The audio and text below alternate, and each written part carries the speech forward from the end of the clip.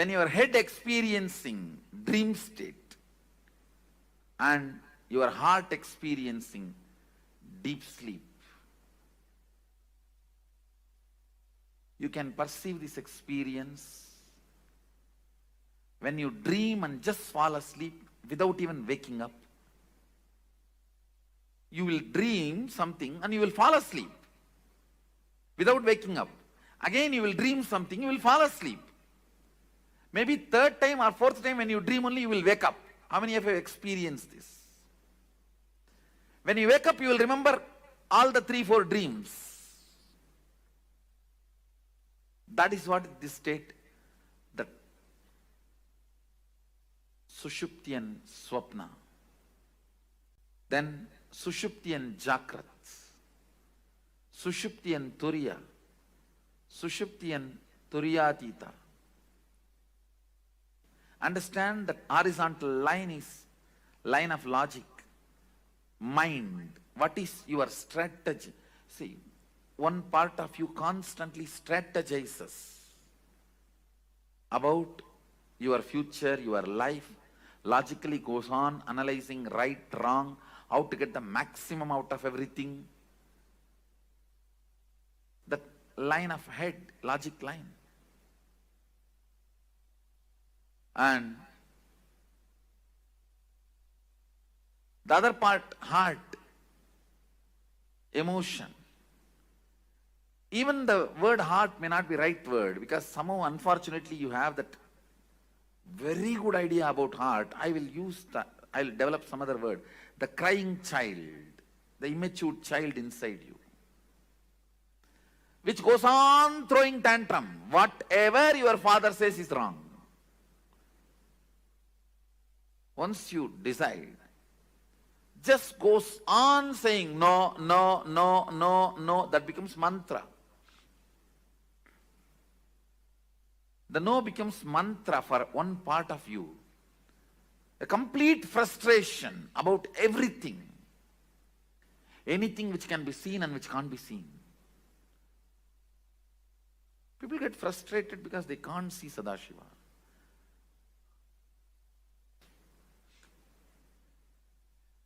It is good, sometimes you are not able to see. No, we get frustrated even with things which we have never seen, we never experienced, we never perceived.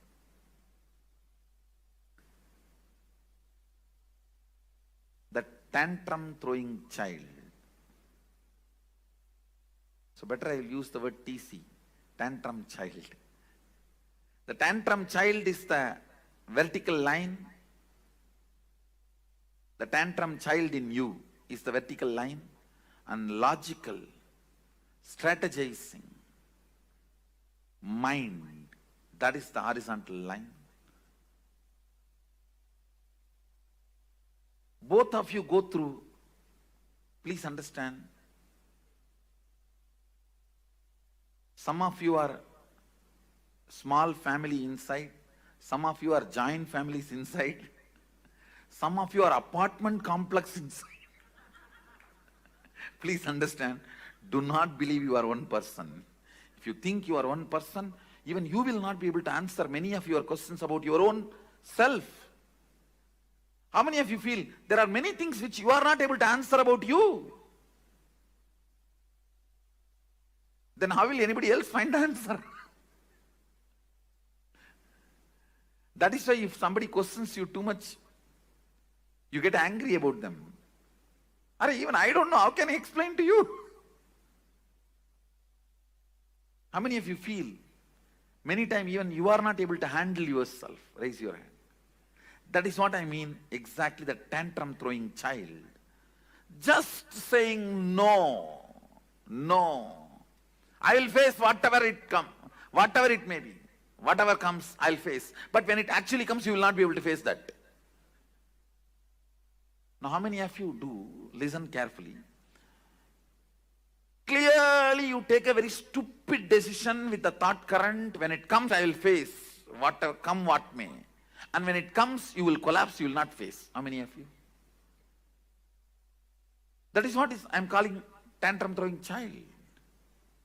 Just saying no. does not bother even about you getting lost something. You just want to collapse, destroy everything. Even if I die, that is okay. Let me destroy the world and die. Let me pull the whole thing down and die. The tantrum throwing child experiences different state and strategizing logic, which constantly plans for your life. That personality experiences different state of consciousness. That is why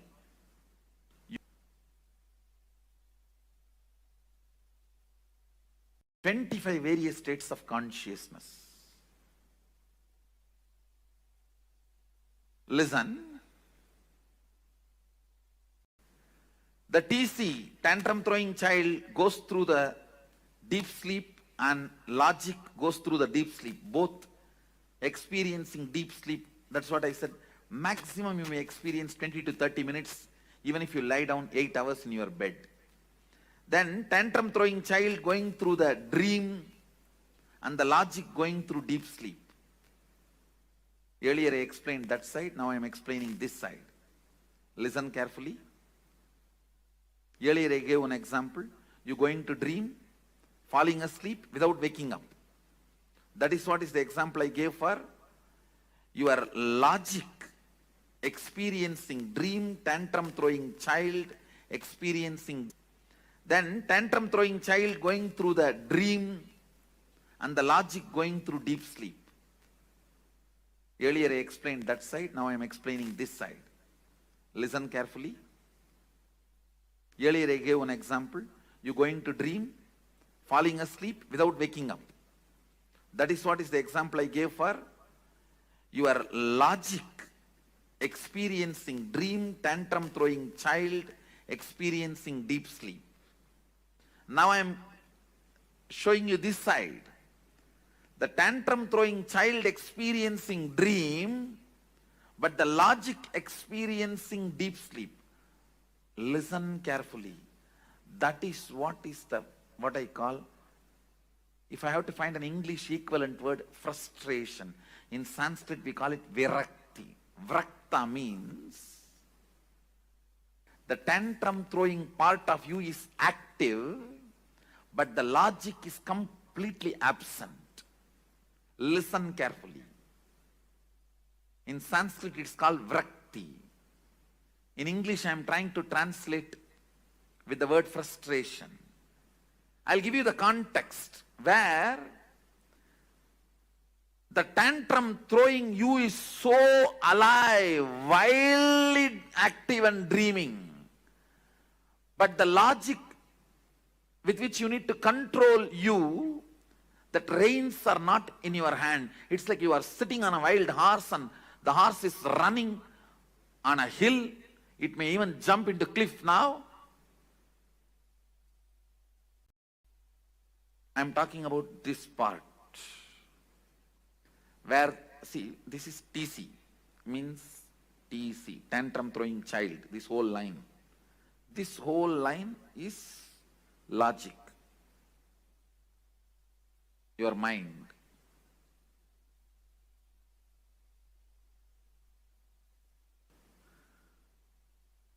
I'm talking about this state. The tantrum throwing child experiencing swapna, dream, wild, going literally wild. And your logic, which is supposed to control, put a rein, is sleeping. It's like you are sitting on a wild horse and you are not able to control the wild horse. It is running. It may jump anytime off the cliff. All the decisions you take in frustration, please understand, all decisions you take in frustration will destroy you. Even if you think it is good decision, I tell you, do not do permanent damage to you because of your temporary sadness. Just don't take decisions when you know you are frustrated. Whenever you know your tantrum to child is wildly active and your logic, you need to control Your perception is absent. Don't decide. You will be overloaded with frustration. Don't decide. How many of you understand you went through this in your life? How many of you are able to catch what I am describing? Please raise your hand. Next.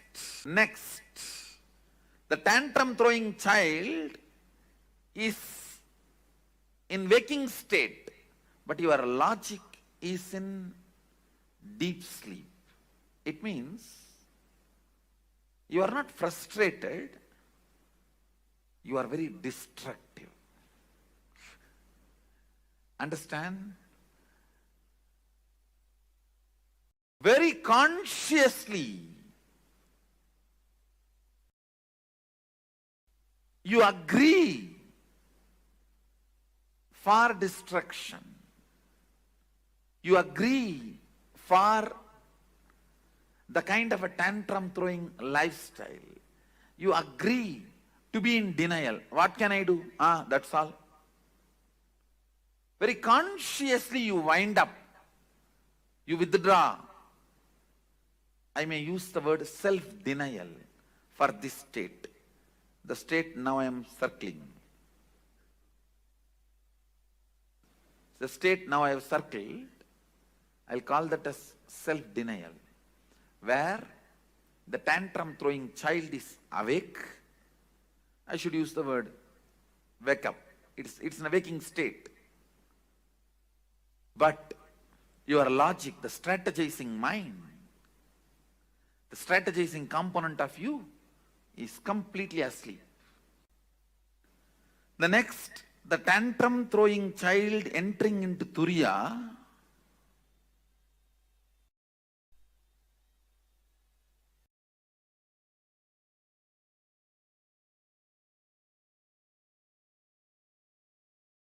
tantrum throwing child entering into Turiya,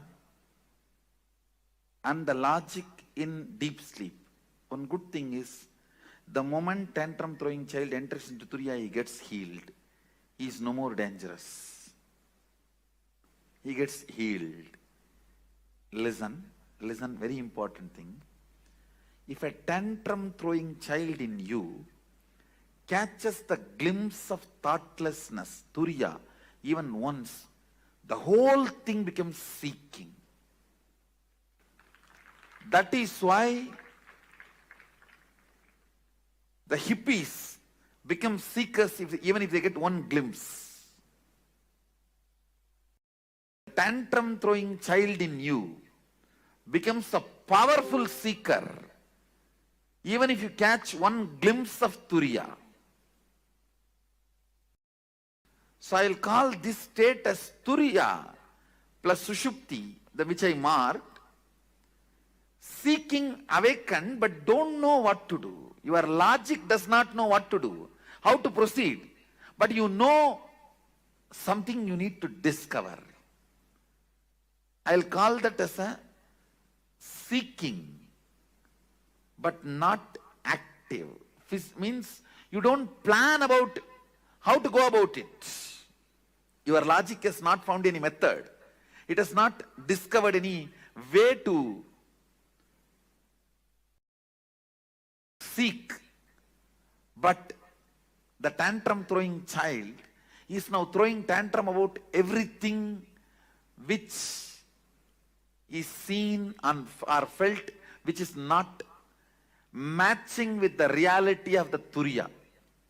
See, now the Turiya becomes the benchmark. The awakened state becomes the benchmark.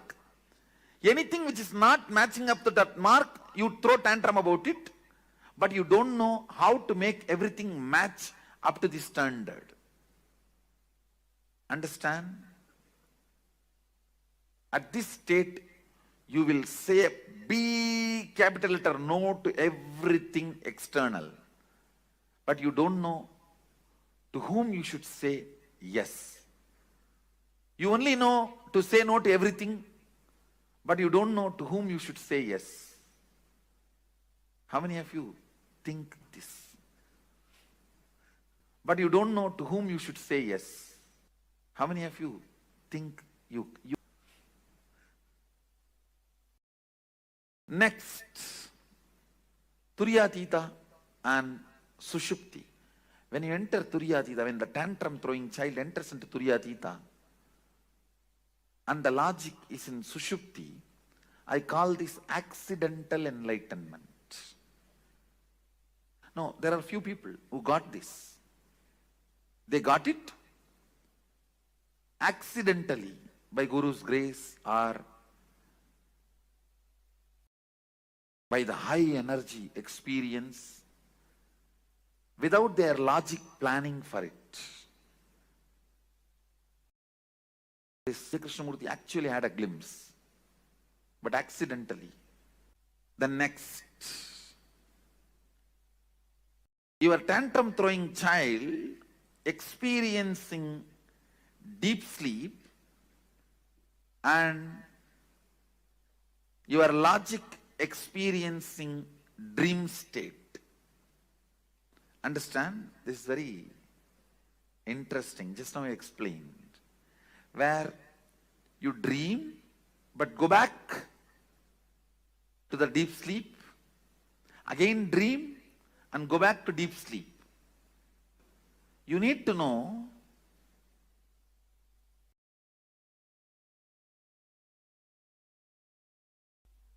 maximum only 30% of you is your logic part.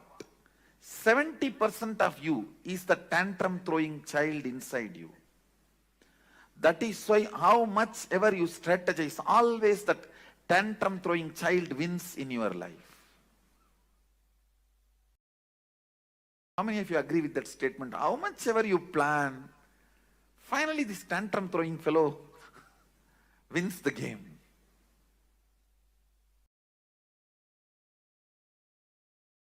Even if your logic, for example,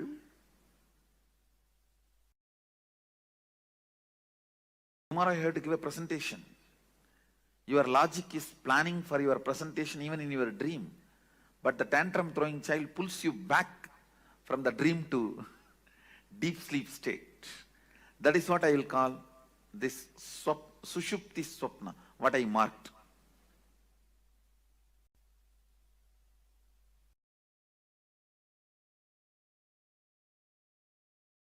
Next, the tantrum throwing child experiencing deep sleep, but the logic experiencing waking state.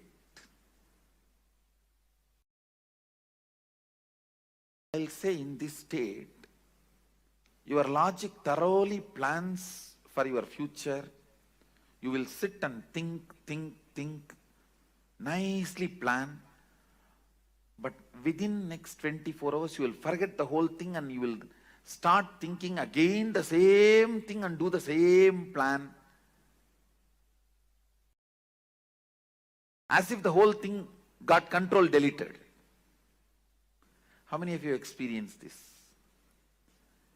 Your logic's plan, but your tantrum throwing child is not even interested in looking at it.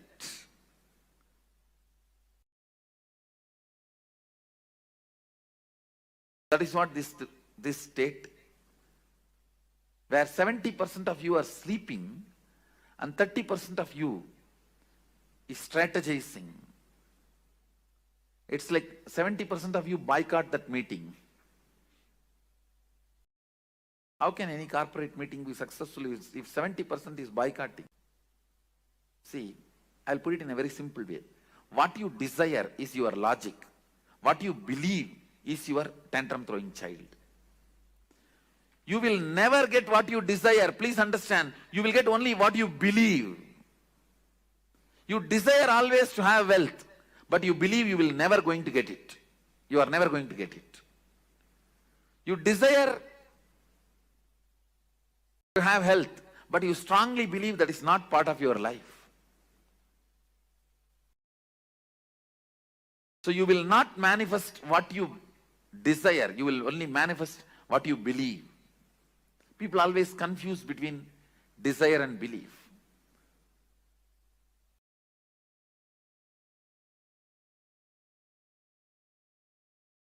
Your desire is your logic, your strategy, your future plan. Your tantrum throwing child is what you believe as you. I think now it's too clear. How many of you are catching what I am saying, this statement? Understand, next, your tantrum throwing child is in deep sleep, but your logic is in Turiya. During these moments only you get the Darshan, vision of gods, goddesses, Guru. It goes away. It doesn't stay permanently, because anything only if your tantrum throwing child also cooperates only stays with you. For example, if your tantrum throwing child means the TC, if he enters into Turiya, and your logic is in Sushupti, which I circled now, at that state, if you get any experience of God, Guru, Darshan, it stays with you permanently, because 70% receives it. But this state, anything you get will not be permanent.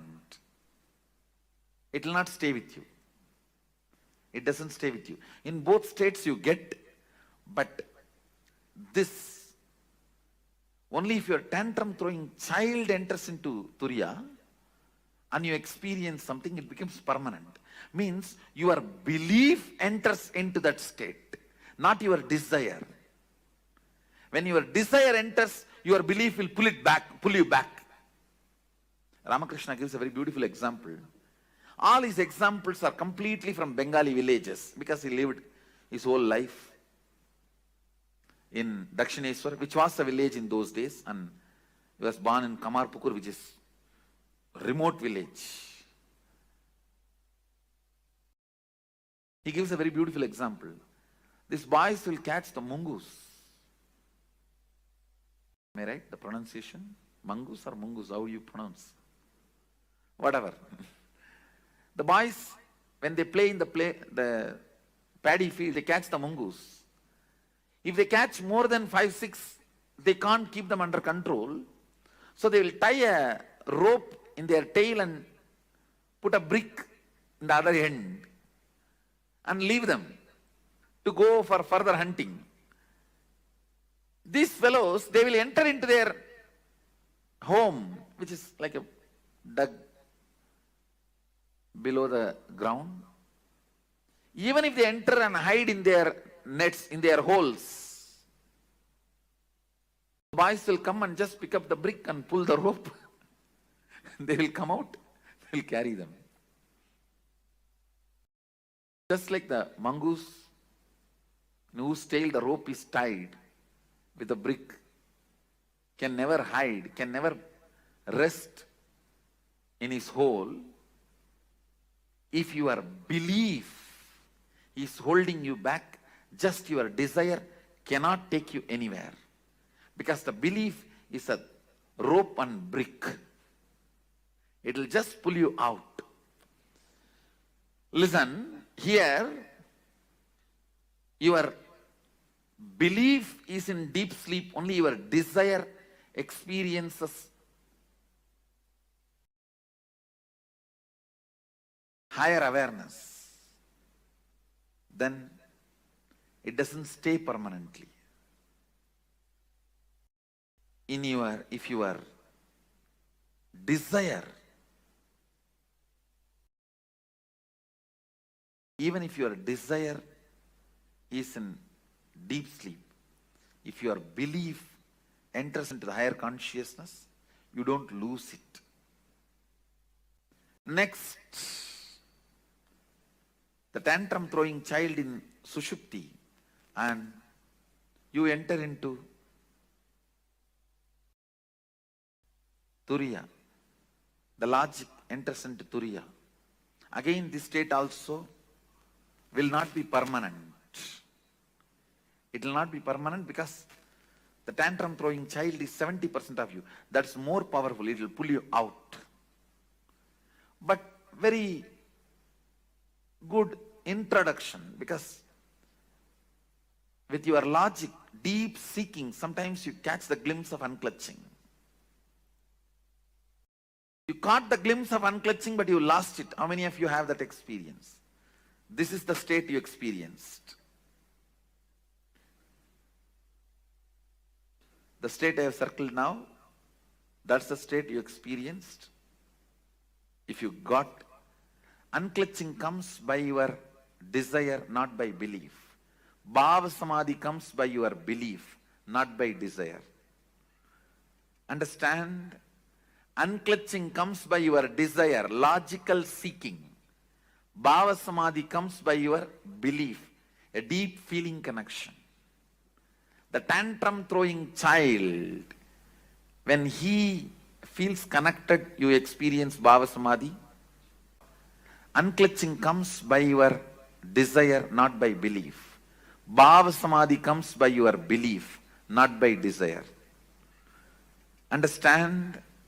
Unclutching comes by your desire, logical seeking. Bhava Samadhi comes by your belief, a deep feeling connection. The tantrum throwing child, when he feels connected, you experience Bhava Samadhi.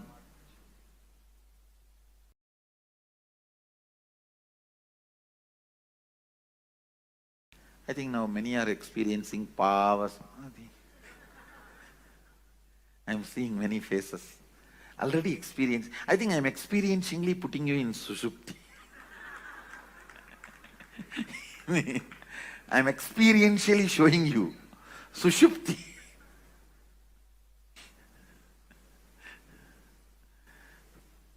If your belief is in deep sleep and desire is in Turyatita, that's the state I have circled. You do catch Satori, but which does not stay back. It doesn't stay back. It goes away. But if your belief catches Turyatita, desire is not cooperating. That is, I can say, this state.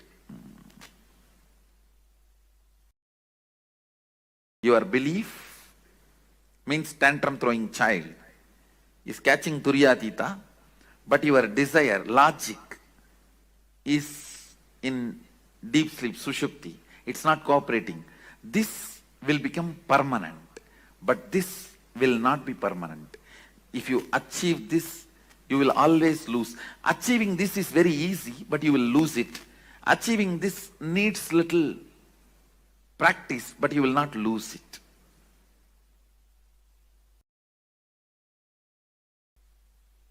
This comes by Bhava Samadhi, feeling connection. This comes by unclutching, your own effort.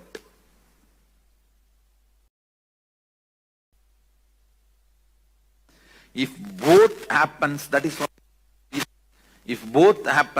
what is called Turyatita, which becomes permanent.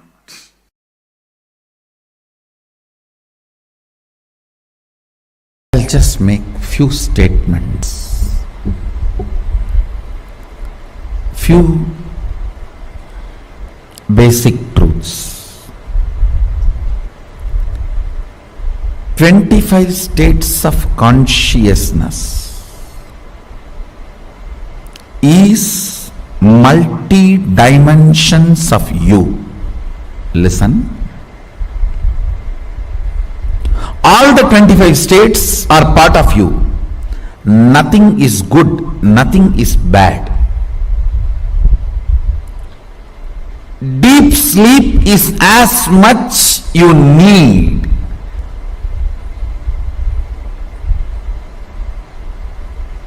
Please listen. Deep sleep is as much needed to you as you need Turyatita. The whole 25 states is your 25 dimension. thing, you becoming powerless during the deep sleep or the dream state is the problem. But if you decide to become powerless, you can be powerless anywhere. If you decide to become powerful, you can be powerful anywhere. Fundamentally, this whole 25 state is 25 phases of you, 25 dimensions of you. Nothing is bad, nothing is good.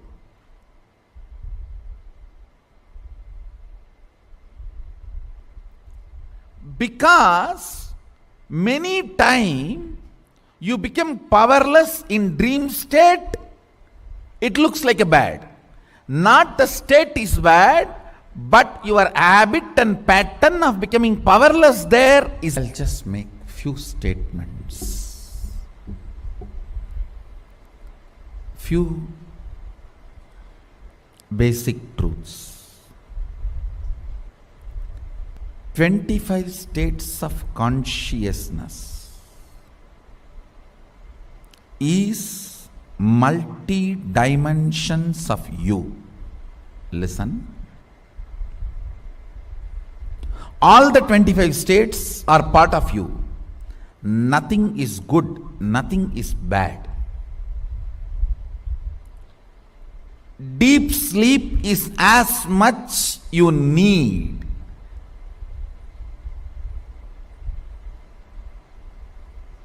Please listen.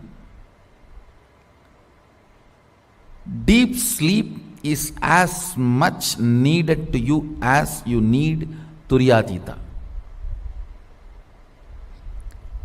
The whole 25 states is your 25 dimension. Only thing, you becoming powerless during the deep sleep or the dream state is the problem. Om Ashato Ma. Nithyananda, please get back to the space of listening. Let's all settle down.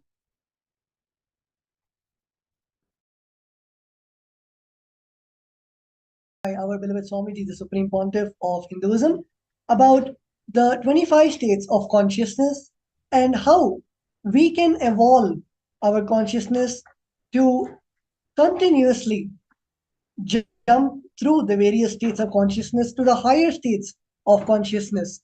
As Swamiji beautifully told, that many times we are not even coming to the space of Jagrat, which is the waking state, as we are mostly in the states of Swapna, which is the dream state, and the Shushupti, which is the deep sleep state. The more and more that we raise our states of consciousness, the more and more we go towards the Turyatita, which is the space of Bhagavan Paramashiva himself. So, let's take a few moments to write down our understandings, the powerful cognitions which you received from this session. It can even be that you thought that you should no more be in a sleepy state throughout the day, and you should do things which keep you active, which keep you energized, and make sure that you are alive of the day. Or it can even be the revelation that you feel that whenever you are in the lower states of consciousness, you feel the laziness, boredom, and which is not really helping your inner space to grow or for you to have a breakthrough in any aspect of your life. So whatever cognitions you have, please put them in the powerful cognitions. You can put it in the chat, and we'll be happy to read out and help you to internalize more of your understandings. So let's begin. Any cognition that you feel that you thought about, you can put it in the chat.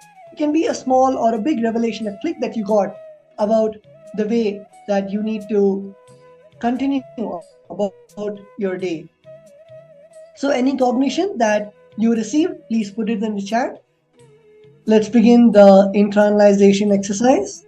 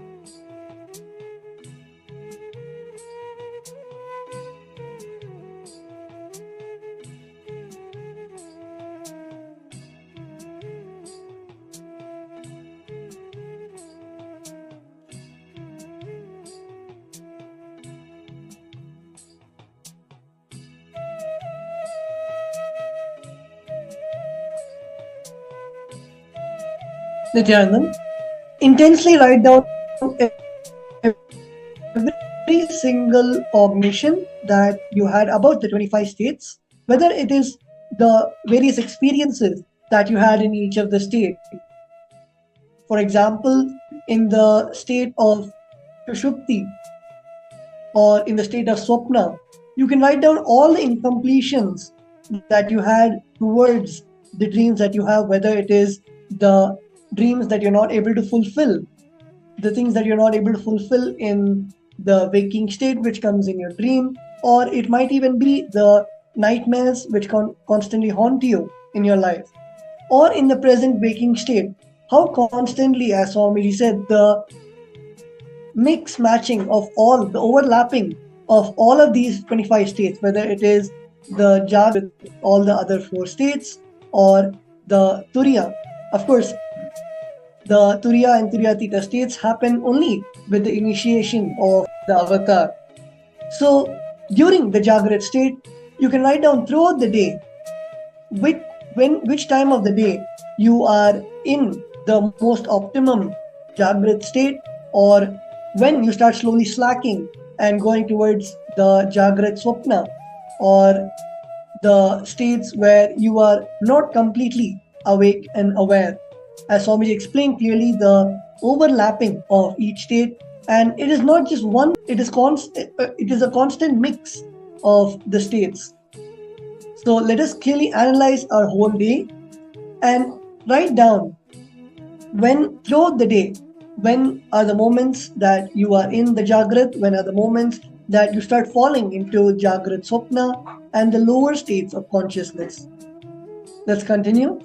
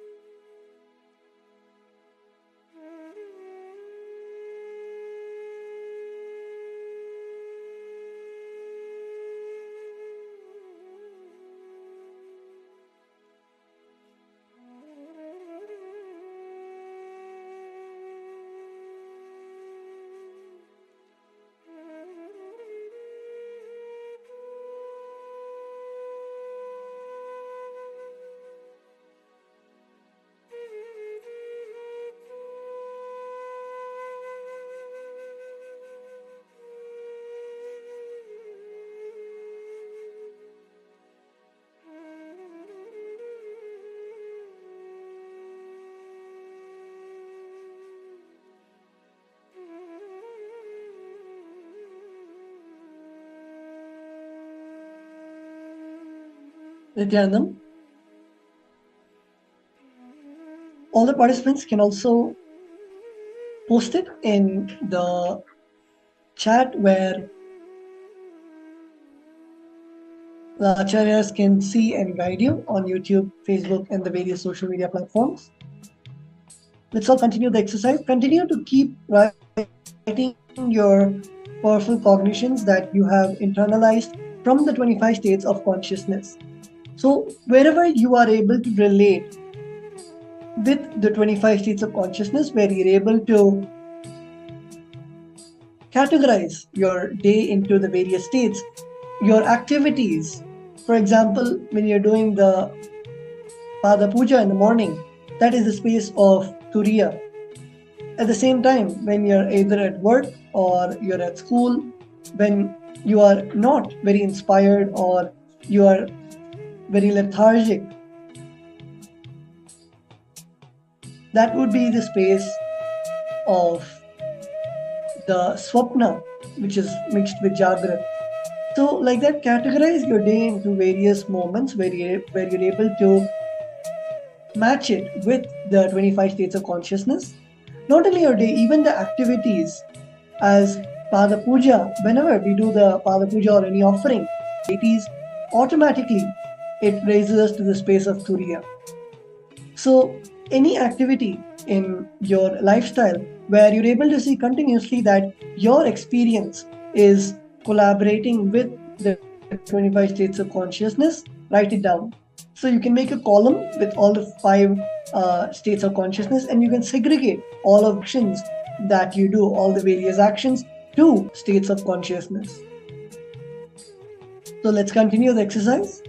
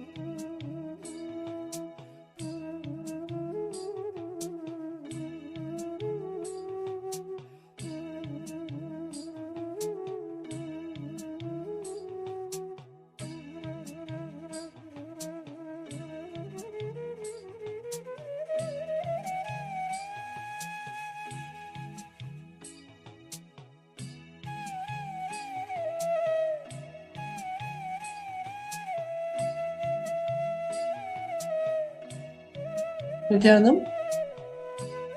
So with that, we come to the end of the internalization session, and we'll be moving on to get ready to receive the Bhava Samadhi Darshan of our beloved Swamiji, the Supreme Pontiff of Hinduism. So we'll now be moving on to the next session of today's Bhava Samadhi Darshan program. Thank you, Nithyananda.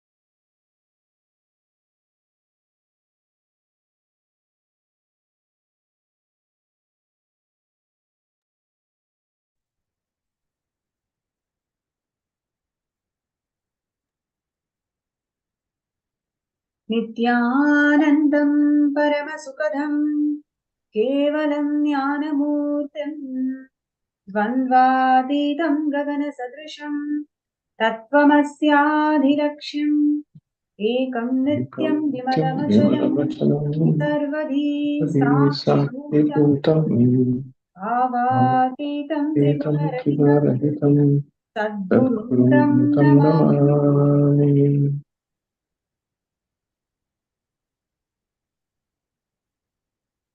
Nithyanandam, I welcome all the viewers and participants joining with us in more than 175 countries for this segment and the Bhava Samadhi Darshan of Mahasadashiva, manifesting through the Nijavatara, the Supreme Pontiff of Hinduism, Bhagavan Nithyananda Paramashivam. And this segment is going to be very interesting to all of you, where we are going to learn how we are disconnected ideologically from our own roots. and how systematically we have been disconnected from our own roots, and how Swamiji, the Supreme Pontiff of Hinduism, has revived the glory of Sanatana Hindu Dharma to its origin and authenticity. Informative and educational segment. I would like to request all the participants and viewers to be as interactive as possible. Wherever you feel you want to make a comment or make a suggestion, or if you have something more to add to it, please feel free to add. And joining with me today in the segment is Srinitya Amritanandaya. Nithyananda. Yes, great. And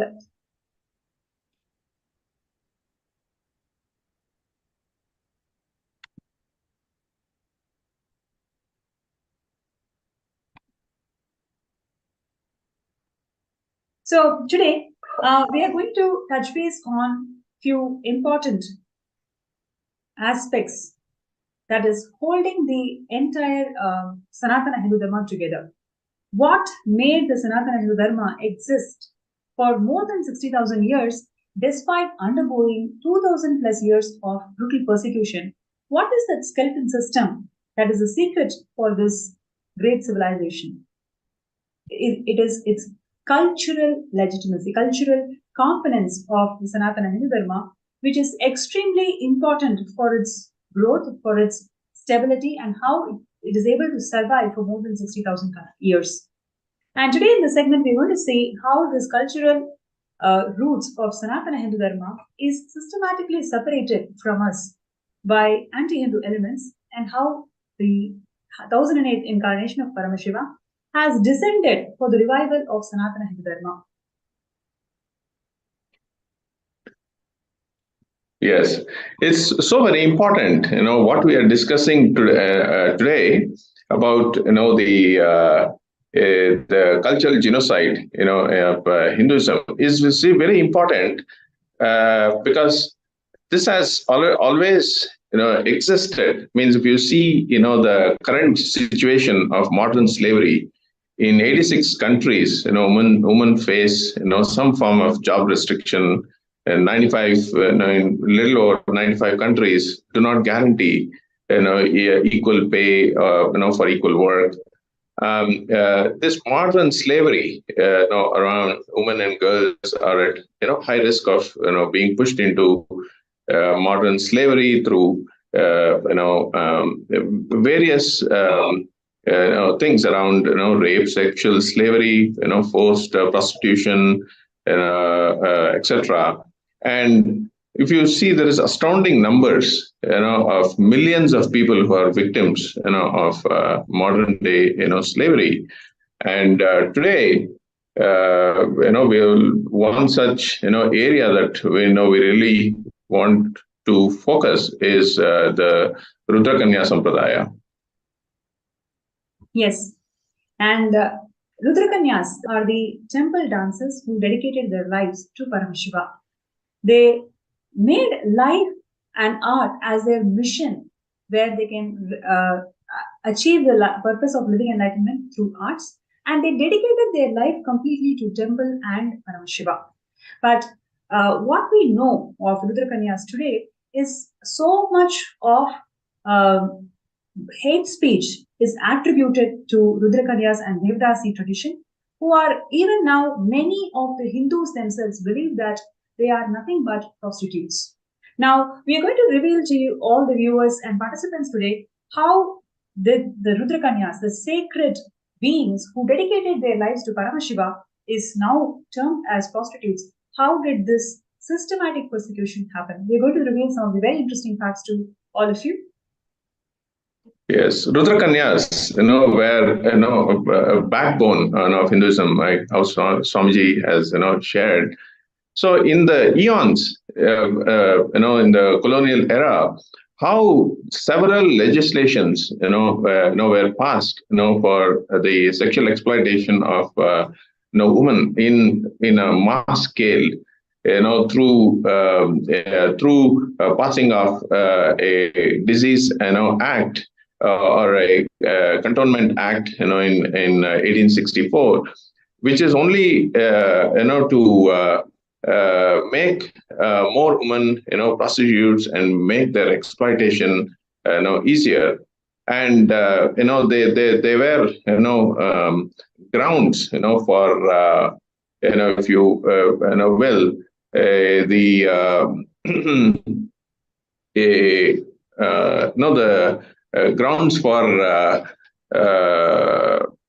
the integrated brothels in the army base camps, etc., to really exclusive exploitation by the army, and such barbaric through barbaric laws. And it's so if you really see any of the laws at that time, it only promoted more of trafficking and prostitution, and these Cantonment Act in 1895, around that time, was severely criticized in Europe, by the prostitution industry, which the colonial government created. Yes. And I'm going to share with you some of the very important strategies that the anti-Hindu elements deployed in making us all believe that Devadasis and Rudrakanyas are nothing but prostitutes. I'll tell you how. So, do you know that Manodharma Shastra empowers every single woman to inherit properties? How many of you know that? You can post it in the chat. If you ever know that Manodharma Shastra, which is actually known for discriminating women, that scripture actually has empowered the woman to inherit properties. How many of you know that? You can post that in the chat.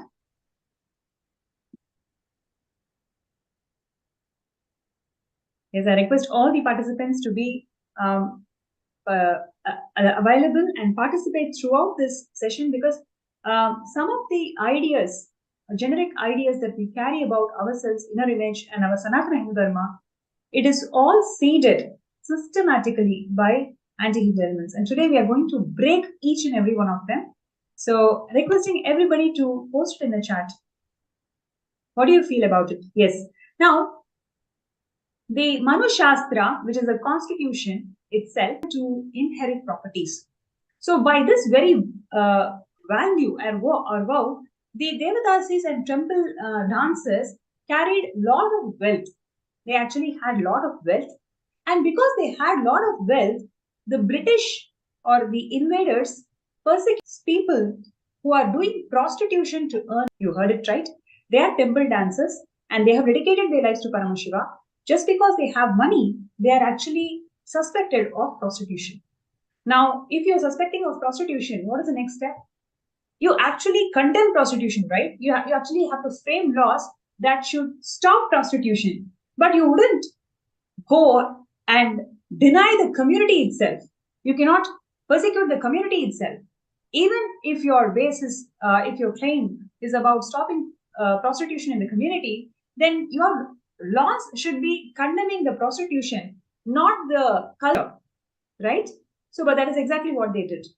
By telling a lie again and again and again, you start believing psychologically that it may be true.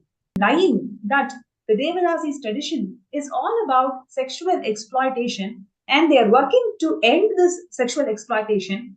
They repeated this lie over and over and over again in a way that we all believe the word Devadasis is something so not for me, so foreign for me, because I live with that.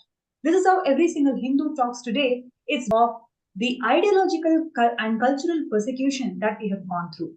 In fact, Devadasis possessed all this wealth by their own virtue, by their own rights. So what the invaders did was they passed a private act condemning the entire Devadasi tradition. Devadasi tradition has got nothing to do with the prostitution. If you want to end prostitution in the community, then pass laws that would end prostitution in the community, not the tradition itself.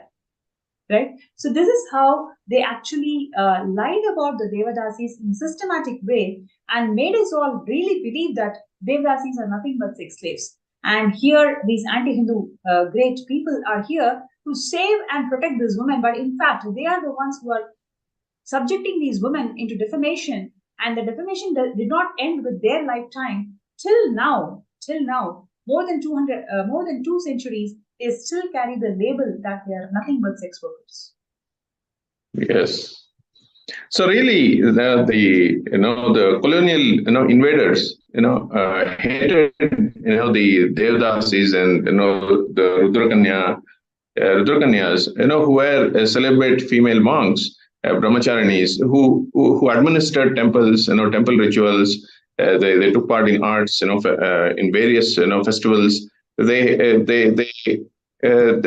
had a always, the rumors spread against, Devadasis, calling them as, the sex idol, sex workers, and, making several allegations and several legislations, to ban, the spiritual tradition.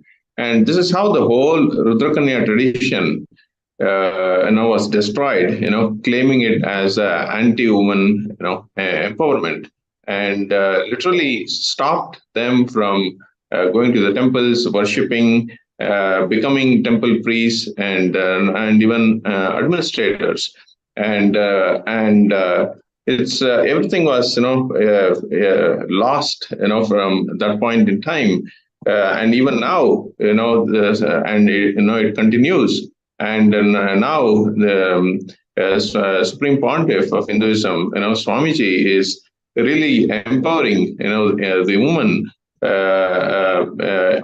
to be leaders in the Sangha, in administrators, in different ministries, taking up different roles, really reviving this tradition, in a very big way, centered around women empowerment.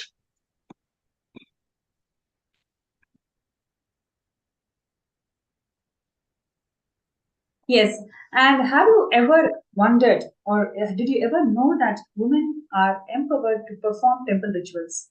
This is something which I came to know or even cognized it is a possibility only when I knew about Swamiji and the vision of Kailasa. In Kailasa, women are empowered to perform temple rituals. In Kailasa, women are empowered to perform arts, dance, music with privilege and pride, not with a sham that you may be called at some stage as a sex worker. And in Kailasa, there are several women empowerment schemes and programs that were conducted by the Supreme Pontiff of Hinduism over the years. In Kailasa, Swamiji has empowered women to several leadership positions. In Kailasa, woman is made to feel the full potential of who she can be. In a very systematic way, in a very deeper level, Swamiji has worked on this particular issue for the and there are several women, thousands of women in Kailasa who feel great about being themselves and who also feel gratitude towards Sanatana Hindu Dharma for sowing such strong seeds in Hindu feminism. And now we will go to the next aspect of cultural genocide that has been incurred to Hindus. So far, if you have any questions or any feedback, or how are you feeling about this systematic psychological way, how this hate speech was spread, how the lies were told repeatedly in a way that you start believing that it is truth. So you can post your feedback, your comments on that. Yes, see, please post your comments to what we are sharing, because it is our ancestors, our generations who have gone through this, and at the same time it continues even now. As I said earlier, the modern slavery still continues. There are millions of people who are victims of the modern slavery. And in different countries, in war zone countries, different countries with low economic conditions. So this thing continues. What existed hundreds of years ago it still continues. It is important for us to have a turnaround, to change this, shift this, and that's where Kailasa and Supreme Pontiff, Swamiji is really reviving the Rudrakanya tradition through and also through different women empowerment programs and many such projects and many such activities through rural and indigenous women through free medical camps and many women empowerment centers around the world, etc. Right.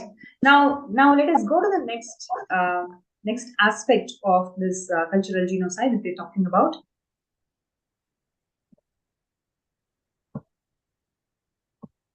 Yes, intellectual terrorism that was incurred to Shaiva Sampradaya.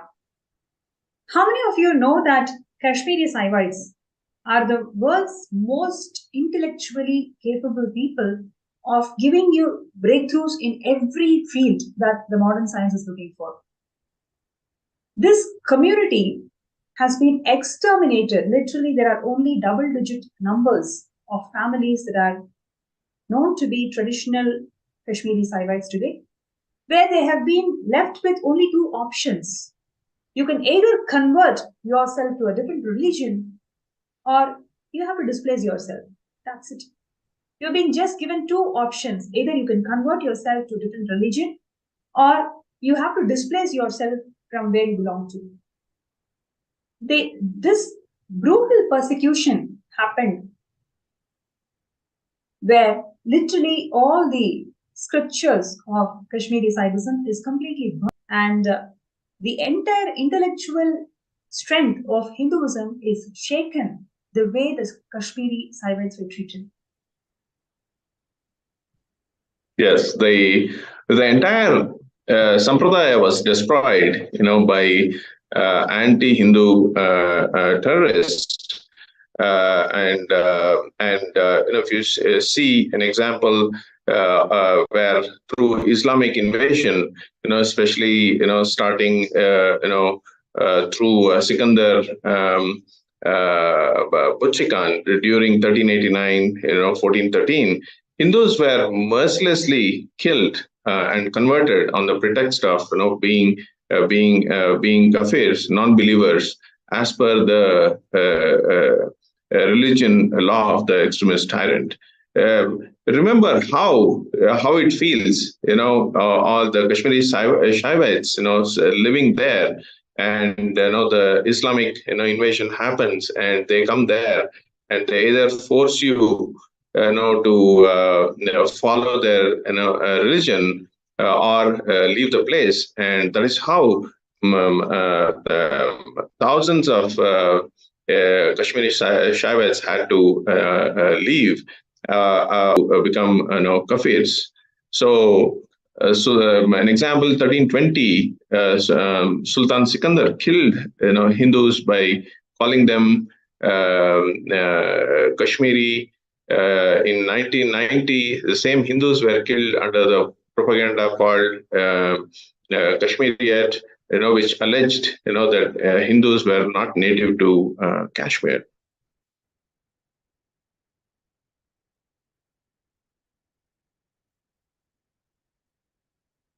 Yes. So the technique or the strategy that these anti-Hindu elements deployed was something called kafir. Kafir means you're a non-believer, right? I'm going to give you all a scenario. Imagine you're staying in your ancestral property, and this property, let's say it belongs to your ancestors, and let's say it belongs to your family for more than 200, 300 years. Let's say 3-4 generations of people in your family have been living and residing in that property. And someday, some robber, he enters into this property, he thrashes all of you and then says, you don't believe what I believe in, so therefore this property belongs to me and you must get out. How do you feel about it? That is Kashmiri Saivites. because they don't believe in the religion that these anti-Hindu elements wanted them to believe, they have been given only one choice. Either you change your religion or you can move out, you can be displaced. So this is the Hindu Jnanalaya. Because of Swamiji's persistent vision and efforts, today Kailasa's Jnanalaya is the houses world's largest collection of Kashmiri Saivism texts. You heard it right. Whatever Kashmiri Saivism text that is remaining today after the brutal persecution that the community has faced, Kailasa is the houses the world's largest collection. And it is not only housing the largest collection, it is sharing it with the world for free and making the whole science user-friendly, making it available for the entire humanity. That is the most important contribution that Swamiji has been doing for more than 30 years, for 30 years now. So the ideological persecution that we went through, now the intellectual persecution that we went through, in every single level, Hindus have been targeted, and you can see the clear start of revival happening in the last 30 years because of the persistent efforts of Swamiji, where he never compromised in anything when it comes to revival of Hinduism. Yes, actually, a couple of more, horrific, incidents about, the genocide, in Kashmir, around in Mirpur, so many thousands of people were abducted and, raped. In Rajouri, where 30,000 Hindus and Sikhs were reportedly killed, wounded, abducted. So such was the state of merciless killing and mass rapes and etc. and extensive killing that happened, and still. Still, if you see today, we hear about the Kashmiri Pandits, being killed, and still, there is that still it's happening, today, in that region.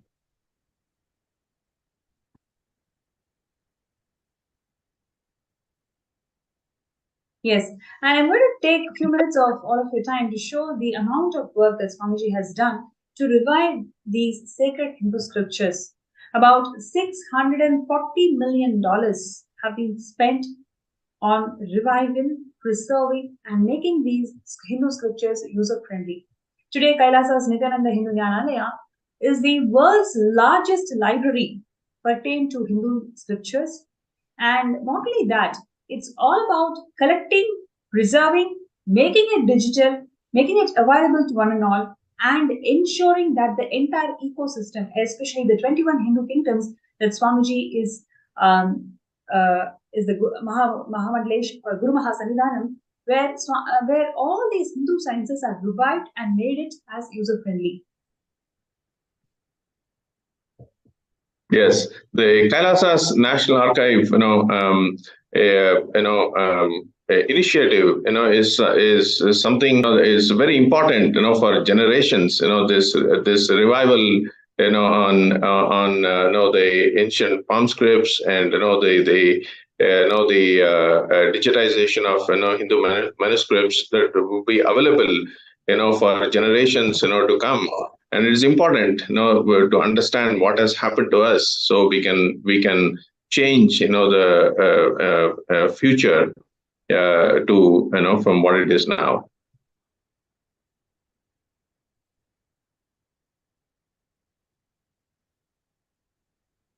Yes, and next I'm going to explain on the amount of funding that has been spent on these preserving of these Hindu scriptures. Yes, so towards the collection, conservation, digitization of Hindu manuscripts, about $640.5 million Hindu scriptures, $1 million were spent. You can see in this, mostly it was all about importing and assembling of Vedic mandates. That itself took about 600 million, and the rest of the funding went into facilitation, physical and digital archival, digitization and conservation of all of these Vedic mandates.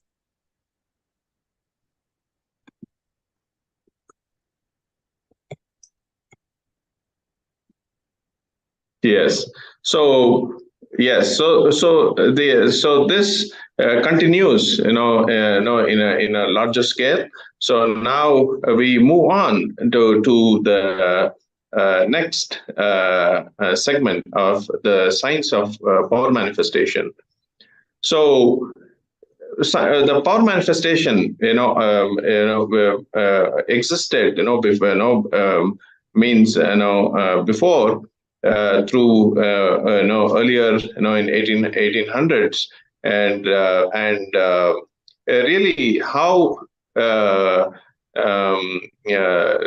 the system, the health system, the medical, health system, support system existed, in our villages and in India, around, those, times. So here is, one report, from, the William Adam, where in a certain, state in Thana, in around 1 lakh, people, that we had, around 300 women midwives, to means one midwife, for every 400, people to be available, to offer, medical support. And one such, great story means was from Sulagati Narasamma, from who was one of the auxiliary nurse midwife. She, for 70 years, she performed more than 15,000 traditional deliveries free of charge. Can you believe this? Free of charge, 15,000 traditional deliveries free of charge for 70 years. And she used power manifestation in the medical field. So, born in Krishnapuri in Tumkur, she was a power manifester. She was able to detect, the pulse of, the fetus while in the womb without, the use of any instruments. A staunch devotee of Bhagavan Krishna, she was known to connect with him in his form as Bhagavan Dhanvantari and manifest this power. So she could very easily detect, the position of, the baby in the womb. So this is such an amazing testimony of the health system, the support system, we had, and at those times, and it was gradually destroyed, over hundreds of years. And what I would also like to add is, you can clearly see the robustness that the Hindu health systems had, and especially the number of people that was deployed. I mean, the stats are something astounding, because every 500 women has one midwife assigned to them. It is such a powerful system that was developed in a very organic manner because of the social structure, the strength of the social structure that Sanatana Hindu Dharma carried. But because of this constant anti-Hindu brainwashing propaganda, we always believe that Hindu health system is all about superficial superstitions, is what we all believe. That's because of the constant brainwashing that we have been subjected to. And today, if you see, what is our state now? We are still not able to find a solution for the pandemic. On the other hand, the Supreme Pontiff of Hinduism, Swamiji, has made sure that every single Kailasa around the world had 0 deaths or 0 infections during the COVID. You heard it right. 0 deaths, 0 infections in all the Kailasas around the world because of the traditional healthcare that Swamiji had provided as per Vedas and Agamas, and this entire science that Swamiji has provided and made this community experience 0 death and 0 infections is something that the United Nations have recognized and published in the report. Yes. So this is the life that we will be getting in Kailasa, where you have the best healthcare facilities, and everything is rooted in Vedas and Agamas, and you are empowered intellectually through all these scriptures of Shaiva Sampradaya, and you are empowered to experience and express your complete creativity. Yes. So the next we're going to talk about is Ramanujam. From 1887 through 1920. The how the mathematical in the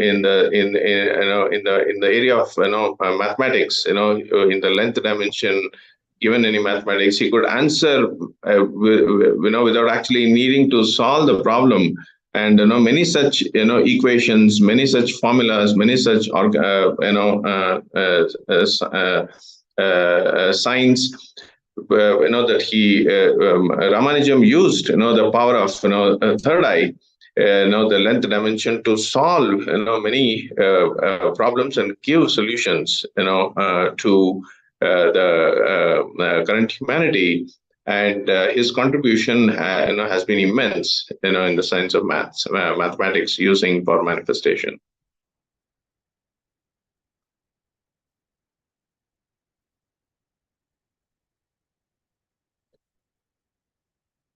So really, if you actually see many complex mathematical computations, calculations, he would simply say say it to just through expressing through the power of third eye. And it's just in that generation has been he has done the greatest contribution to the science of to the field of mathematics.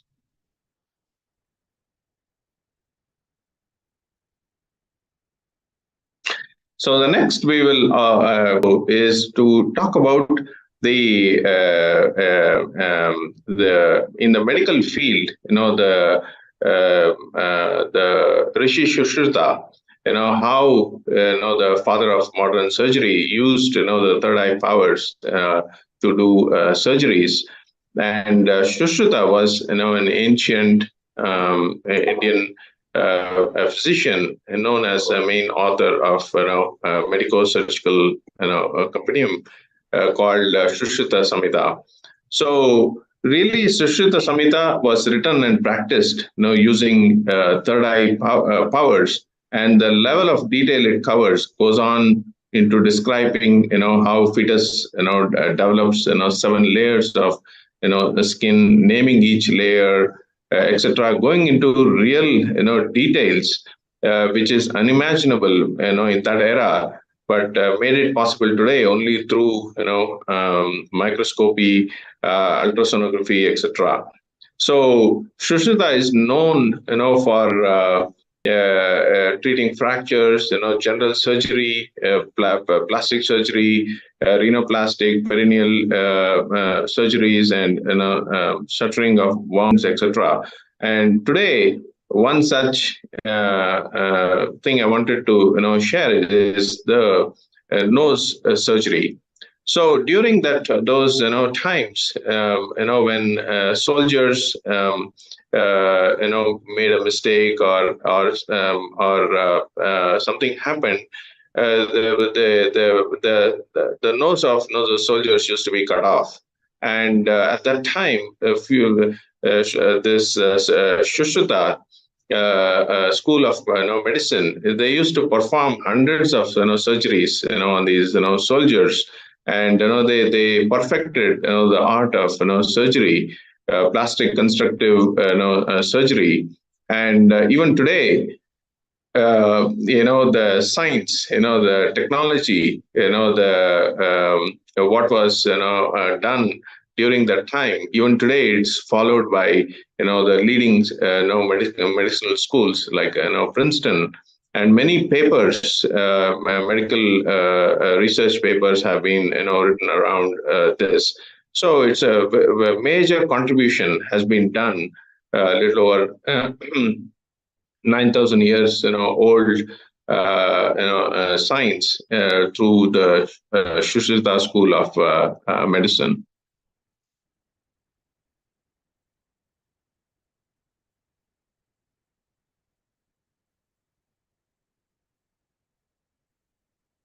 So even here, even the science of the same way the plastic surgery, the science of the plastic surgery was destroyed through the cultural genocide by the invaders, and really now it's important this such an amazing science in the medical field needs to be revived. So as a consequence of these several crimes of this invasion, we see that even contemporary India is facing challenges in the healthcare sector. When it comes to doing complex plastic surgeries, and there are more number of infant deaths at the time of birth, and we see continued challenges in the healthcare industry.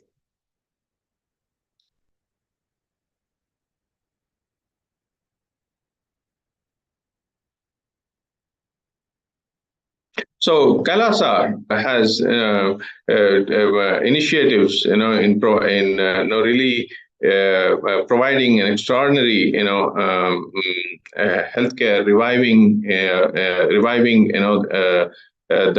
this department of healthcare, by making leadership opportunities, engaging different platforms, making things available for disabled individuals, and also in using the power of third eye, making it available to the through the blinds initiative.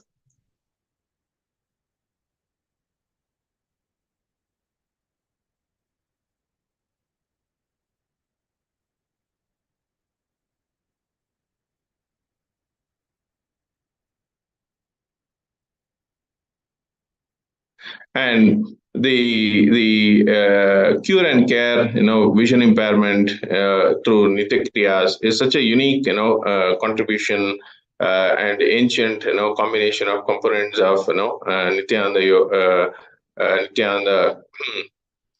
yoga, which includes, different asanas, kumbhakas. So Swamiji is really reviving, all of these authentic, kriyas, yogas, through in a very authentic way, to be able to revive and contribute, to the current problems. And also impairing initiatives. So Kailasa Department of Human Service has partnered with deaf and dumb schools in Gujarat, showcased this extraordinary feat of putting to action the principle of everyone is Paramashiva, empowering each individual to build their confidence and raise their self-esteem, so they become independent and contributing members of the society. So same way disabilities and development disabilities, etc. Yes. And the other thing which I wanted to add to here is how these anti-Hindu elements is now currently literally removing the essence of Hinduism, which is festivities. Whether you take the Kavadiya Yatra, where they termed the whole spiritual yatris as hooligans and thieves. And now if you take Holi, there is a lot of restriction to use the colored water on people's face. And now you have restrictions on Ganesh Chaturthi, where they say that you cannot put the Ganesha in the ocean. Now you also have restrictions about bursting crackers during Diwali. Come on, what can Hindus do? If there is restriction on every single festival, important festival, that is actually holding all of us together, why should we not celebrate it? And why does no other religion experience this kind of bans? Exactly. Right? See, some of the the ads, for in the jewelry or perfumes, Now, if you see, they have moved away from the Hindu culture, where no bindi, and Hindu way of representing jewelry. Same way, the Hindu sentiments, religious Hindu sentiments, are heard. I see many articles, say Indian festivals poison waterways. Similarly, there's an article that says Ganesh Chaturthi, Indian toxic festival. Um, Religious sentiments of Hindus are being heard, but at the same time, continuously telling this, and weakening, our backbone, and trying to break, our tradition, and trying to break our tradition. Similarly, pollution happening in River Ganga. So these are some of the examples. Continuously, the anti-Hindu elements, try to portray, give a false agenda, false narrative on this. Yes. So what Swamiji has done is, in fact, Swamiji holds the Asia Book of Records for making 13 Brahmotsavams in a year celebrated by a single Hindu temple. 13 Brahmotsavams, which means practically it is like more than 320 days in a year will be celebrated as a festival. So it is like something phenomenal what Swamiji has done. And it is not in just one temple. Swamiji has guided and evolved more than 50 temples around the world. In all of these temples, Swamiji ensures that more than 320 years of celebrations are happening, and each of these celebrations are happening in alignment to the reference temple. So in this way, the entire sentiments of Hindus are protected, and at the same time, all these temples and festivals and rituals, whatever is being performed in Adi Kailash and elsewhere, everything is ensured that it is actually relayed live. So in digitally and physically empowering the Hindus to come back to their celebrative space. This is one of the most important and sweetest contribution of the Supreme Point of Hinduism. So we just wanted to take this moment to mention that. And if you see, so far, so much of persecution has happened to us. And what we are also seeing is there is a huge need to solve the world problems today. And Hinduism has got solutions for all these problems. We don't need to work for it. Our ancestors and Paramashiva has given it. And we have our avatar as Guru who is going to guide us and make this whole thing happen. So all we need to do is take that first step towards manifesting Sarvanyapita. Moment you take that first step, you will see how automatically all the doors and windows will be. Yes. So this is the time festivities I would like to highlight also is in all the Kailasa, at least in the Kailasa Los Angeles. I had an opportunity to participate in Kumbh Mela, there, and how beautifully it happens in India in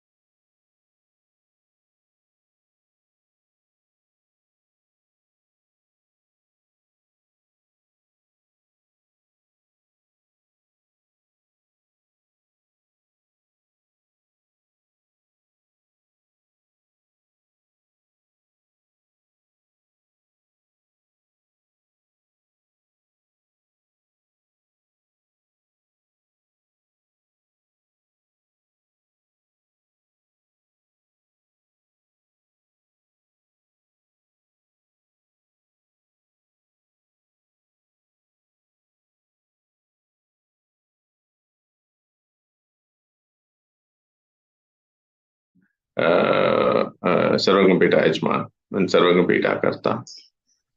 So I kindly request all of you to post your messages in your Zoom.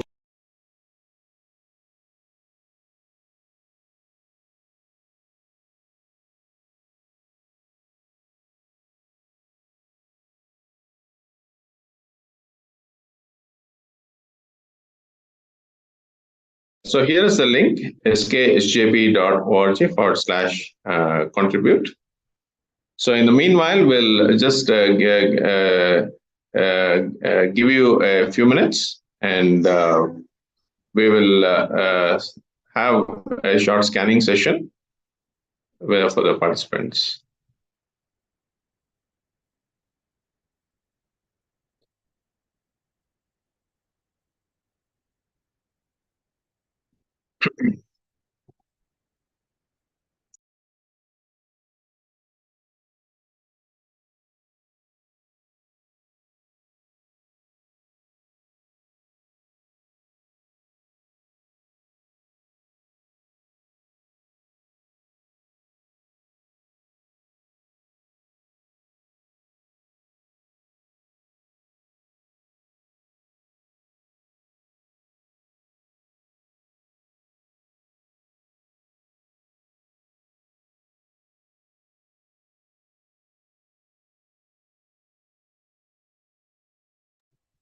Yes, Nithyanandam, I think we had a small technical glitch.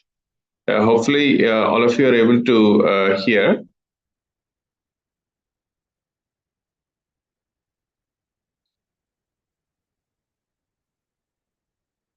Yes, if you're able to,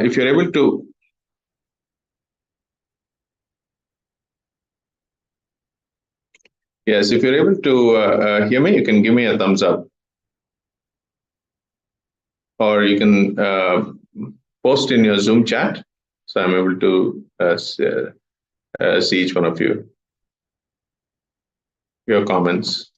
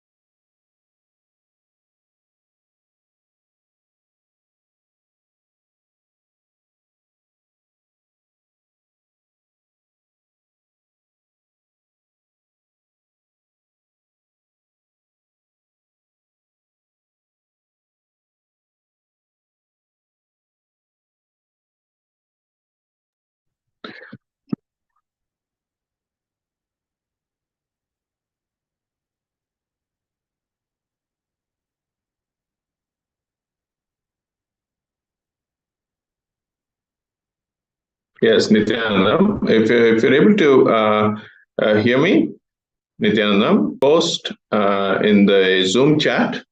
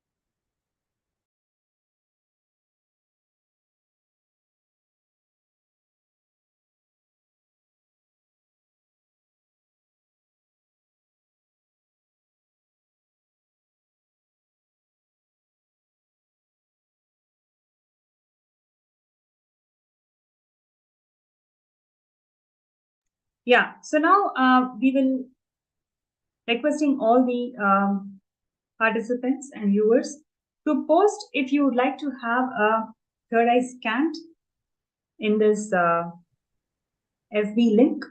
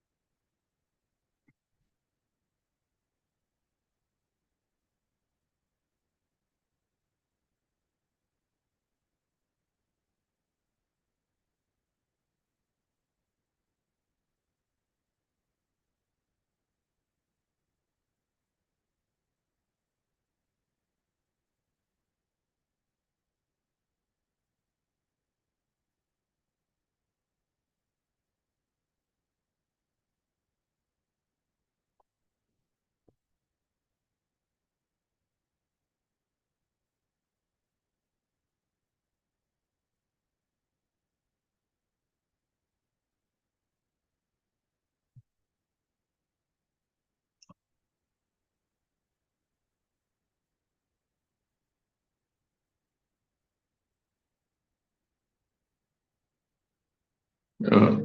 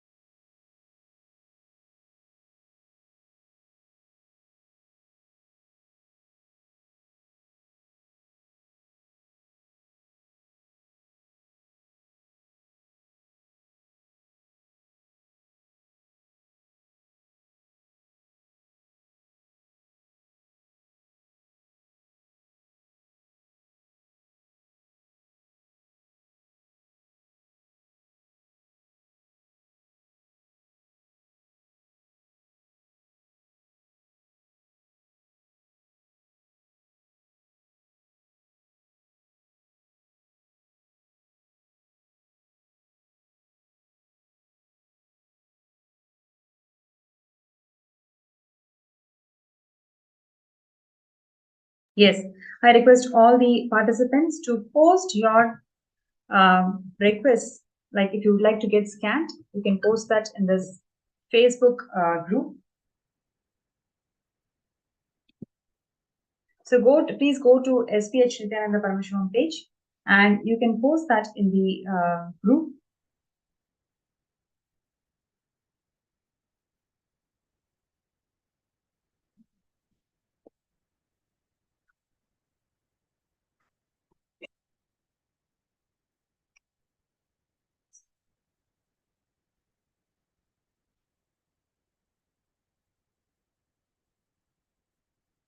So we can say here how Oza is sharing that after each day of the program, my inner space is more firm, even during the situations before I was stressed. Now I handle with calm and knowledge of it. It's just a dream and drama. Beautiful. Thank you so much for sharing.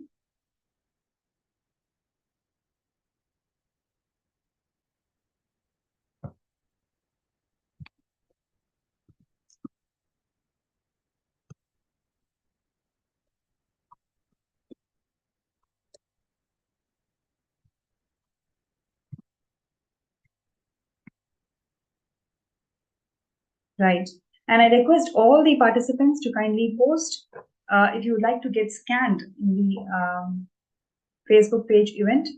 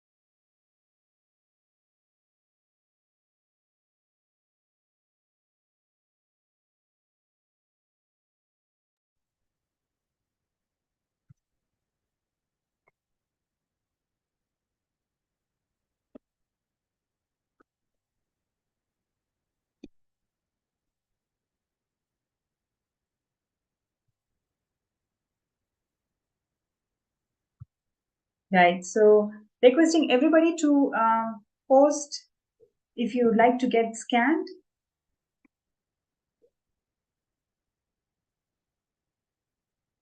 So participants in the Zoom room, if your chat window is disabled, you can come to Facebook and post your request to get scanned in the Facebook event page.